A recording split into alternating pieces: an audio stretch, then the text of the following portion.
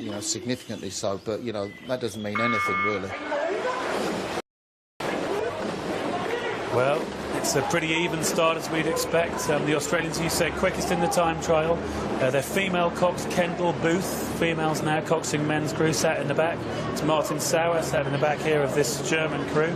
And they've got the World Cup bibs on, but will they have the power that they need to move the 8 down this course today? As the British maybe had the best of the first few strokes, the Australians and the Italians didn't. Sensational start by the Brits. What are they doing leading the Germans there? I mean, the Germans do get this pace from 200 metres through to 500, but that is a brilliant start by the British. They are going to be on fire today. There's the Australian crew, stroked by Robert Black, the man from Mossman Rowing Club, 22 years of age. And at the moment, we haven't seen their pace. Germany, as we expected, coming through in the second part of the first quarter. As we say, the British got a very good jump in that first 10 strokes. Then it's about what happens after you do that, after you settle into your pace. And the Germans at the moment have just been slightly quicker from strokes 10 to 40, as the crews now will be looking for some kind of a rhythm, as we see Matt Tarrant's blade there in the 7th seat, backing up Will Satch as they come through their first 500. 1:19 through the first quarter. That is a very quick time. World record pace is 1:18, but 1:19 in these conditions is trucking as we look at Will Satch there.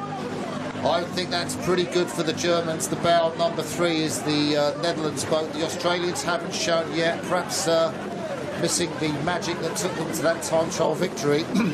I just think it's how much of the British put into that first bit of the race, Greg, because, you know, Germany now, you'd say the crew that goes through 500 would dominate. We've seen Britain go back on the Germans in Belgrade, but have they put too much to try and be competitive with Germany? Well, I think it depends where your head's at, really, in that phase of the race, because the British got out quickly. Those first 10 strokes, they come for free. You don't work any harder to get them or not get them, as we see the Kendall Brodie there in that stroke seat, trying to lift this Australian crew, trying to push them on and keep pace with the rest of the race going on. So we get the Germans here. They're in control, 7 metres up and moving well. Well, who's to say? This is an inspirational row as Martin Sauer looks to his right, checks where the Netherlands are, checks where the British are, sees if the Australians are coming up. As they come out halfway, boy, is this race going to be quick. It's going to be over quickly. Germany have a second lead on Great Britain. Britain will come back in the third quarter. Will the Netherlands and Australia do the same? Well, I think it's a move from the Netherlands there. If you look, they were the second quickest crew in the second 500, boat number 3. They'll be pleased in the Johan Cruyff as to how they have moved their boat through the British. Now the British, after that early lead, need to keep their heads in it. They need to keep focused and realise that the first 10 strokes, just because that lead's gone, doesn't mean they can't accelerate on again. But it's the Australians now who've got the speed they had from the time trial, but can they recapture it now in a side-by-side race? And it looks like they're feeling the pain in this big third quarter. Yeah, it's a massive third quarter for the Australians and their female cox making history here. But Germany, well, that is inspiration. They are destroying the field in the third quarter. They'll have to hang on in the last. But for my money, Germany, inspired by that fantastic last-minute performance of their World Cup team last night, are on form here. That is a sensational performance. They lost to the British in the repechage. They couldn't manage to qualify quickest from the time trial, but these boys are putting a race together. Well, I guess they're proving it isn't over till it's over, and they had a bad time in the time trial. They had a bad time in the repechage yesterday, but the British have responded. So the first 10 strokes was one thing. Then there was the phase they got into from whatever, 100 metres to 1,000. Now it's about this last big push towards the line. The British have got their speed back. Let's see what happens in this final 500. So 1.27 seconds the British are behind the Germans. The gap in Belgrade was 2.21 seconds.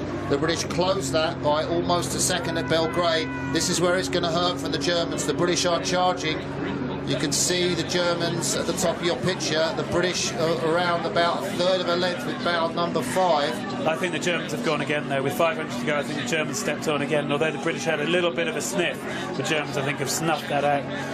Yeah, that's exactly what they did, and sorry to mention it, in the 2012 Olympics, Greg, where you're right, it was so close to the Germans. Richard Schmidt, the man with the white cap just behind Johannes Ocek, was in that boat that took the Olympic gold. So was Martin Zau, the cox, as he looks to his right and tells his men, you can win this race. It will be a sensational victory if the Germans overturn the form book. Well, it's such a fast race. We're coming down to the line now. It's already done, I think, for the Germans. The British are going to be hanging on for the silver, with charging Dutch crews coming at them on both sides. And what a big play this is for the Dutch #2 crew, who I think are putting a lot of pressure on their #1 crew.